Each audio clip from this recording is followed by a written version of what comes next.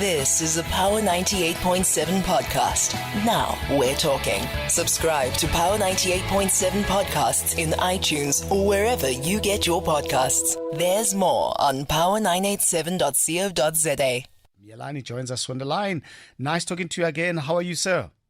Good afternoon, Thabiso, and good afternoon to the listeners of Power FM. Thank you so much. So this gathering, I mean, as a concept, is this a networking session of some sort for government to interact with business people and, commitments being based on, individual to individual discussions, or is there a common agreement that is reached which must be implemented by those that would have been participants? Yeah, interesting you asked the question if it's just a gathering to talk shop or it's a gathering to make commitments. But I more would like to view it as the people who return to Davos, annually. It's almost like building a cosmic family there for different countries of the world, because this is a safe platform where leaders can interact without having to come up with bilaterals. Business people can interact with government without having the protocols that must be followed. So in a sense, I think it becomes an exchange of ideas far beyond the corridors and the rigid walls of how business must engage government and vice versa. And it also becomes a platform for the smaller countries, or at least the economies that are still developing, to be able to muster up the courage to talk to the bigger economies and so on. And as well, companies that are innovating get a good share of the airtime to show what they are capable of. And of course, the big agenda is if you look at the four themes, it's mainly around how the global economy can be safeguarded. Yeah, well, big issues indeed. I mean, climate change amongst a big topic, as well as artificial intelligence. I mean, how do you think they would have fared there? Because you've got, on the one hand, companies that are making big contribution to the climate pollution that we have to live with in many parts of the world, and on the other hand, there is AI, which makes a lot of money for the industrial world, because you cut down on salaries and all of that, while others are saying, look, we are likely to face a calamity here when it comes to job opportunities for many people, particularly blue collar workers. How do you think they would have found a middle way there in terms of dealing with such issues?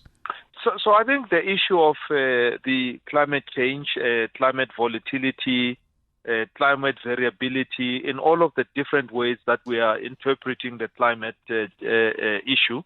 There has been, at least, with the conference that was held, last year, a kind of a meeting of minds that makes the climate change, climate volatility, everyone's problem. So I think that one, we don't have to go backwards and forwards. I think the actions and the commitments that were taken outside of the conferences that were held and so on means that the world, and particularly the developed world, has to understand that the developing world also has a mandate to its own people to start developing and growing the economies, growing jobs, and making their countries a lot more attractive.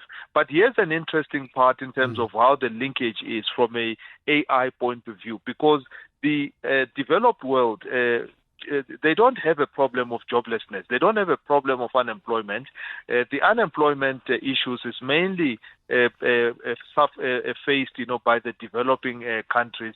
Yet, the developing countries don't have attractive economies or jobs or sectors that can absorb, those skills, within there. So AI, in many instances, would be to help facilitate and drive the processing of information, the quicker turnarounds in terms of business, and allowing payment systems and so on. So it's not at the level that at this stage we can claim it can replace multiple skills. Of course, there is still a course that the AI and the developments that it must run to be able to qualify to start replacing the jobs as we know them. So the developed world is not replacing jobs, despite having such a big drive to develop AI. And certainly from a developing world point of view, perhaps the budgets are not even there to invest in such technology. Yeah. So you still have some time that we can run with having almost the status quo, of course, being eroded as we go along.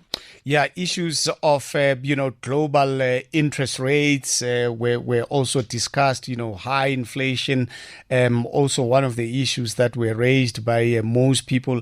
But my sense is that, all of this put together speaks to the uncertainty. I think, Christine Lagarde also spoke about how the world is moving to non-normality. Mm.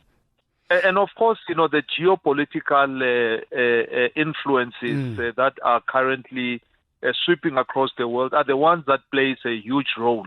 So two things I think that were mentioned. I think there's a big eye of the world is looking at the U.S.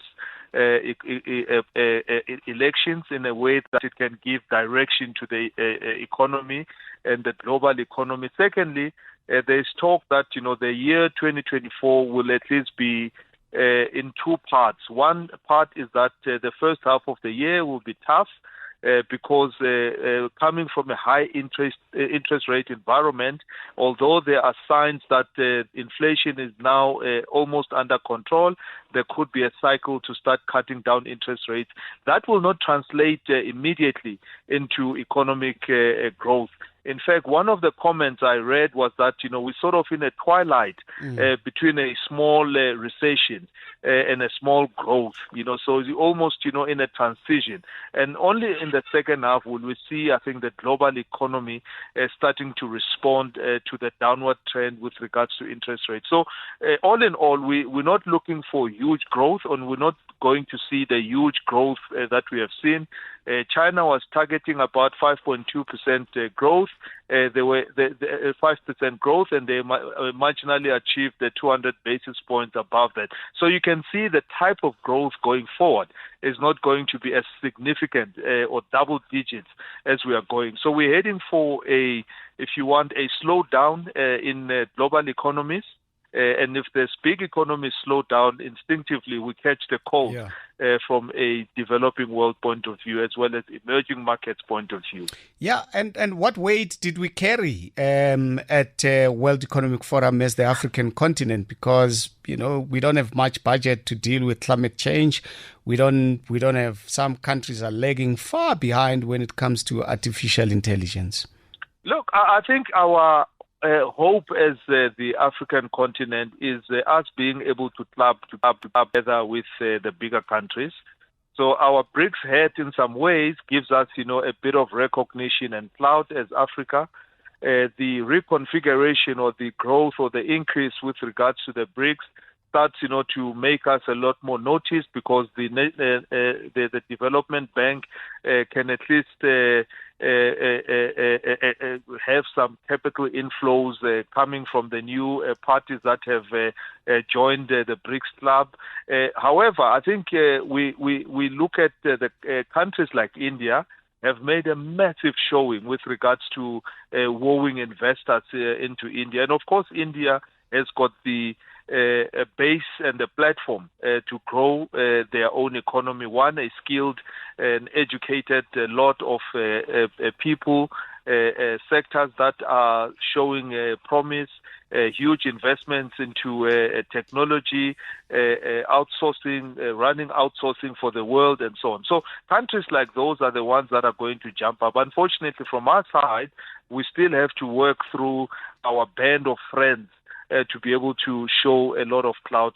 However, I think from a South African point of view or Southern African point of view or Sub-Saharan point of view, there is still the major opportunities that we have from our free trade agreements that we have, which is if we can convert that it changes the conversation at the next Davos, summit and the other conversations that are going to happen. Because if we are able to get that free trade to start delivering the kind of benefits that it should be delivering for the continent, as well as dealing with the rest of the world as a organized bloc, as opposed to singularly, it starts to give us a bit more clout. So we still have to walk the journey hand in glove with other partners that are like-minded.